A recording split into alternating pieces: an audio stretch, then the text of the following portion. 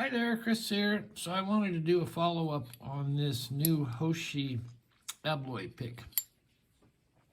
And my first showing of it, a lot of people had said these don't fit. And now I can see why. It will go in to the disc, but as you can see, there's not much play in there. So it needs to come down just a little bit because that makes it really tough to navigate into the lock. And if you can see, here's a real Abloy key. If you can see, there is a little bit more play in there. So that's about what we want that tensioning tip to look like. And if we look on here, and I'll try and do this, it's a little fiddly. So you have your disc in there, and this would represent the first disc. And we're going to look at the width of this. And if we push it down in there, like I say, it's a little tight, but it seems to be, oh man, I never can get the light here where I want it. If we push it in there, hard to do this through the camera. And that's flush. There's a space beyond this, you can see. And so the width of this seems to be just right. So really all I need to do is to just take a little bit off of this radius so that it will be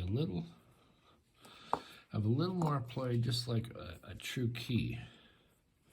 And I should have done that yesterday. I could have done it outside, but now it's raining, so I can't really do that. But it's such a small amount, I could probably put some paper towels out here and just, I wouldn't have to even file, I would just use some sandpaper just to take a bit off. So there's that. Now, how's the pick tip? I think the pick tip is just fine because it has a decent amount of play so that you can navigate, put this where you want it, go to the next one, next one, next one, next one. So I don't think we have to touch this at all. So there you go, a little bit of follow-up. So far I'm liking this, and like I said, this is very heavy, which seems a good thing, and it has a little click index here. And once you get these little indexes set up, you adjust this just right, you know that you're on the next disc, no, can't speak, next disc, and you can hear, and that's adjustable through this little grub screw. So all in all, I'm kind of liking this. At 80 bucks, it's a lot cheaper than, say, the Jocko one, which is 400 bucks on the Sparrow site.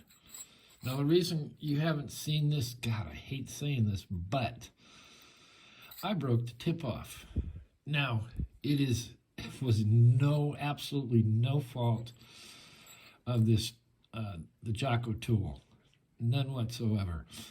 I was outside, and I don't ever use that vise for picking, and I was holding a lock in it, and I was going ahead and picking, and I wanted to change the attitude of the vise a little bit this way.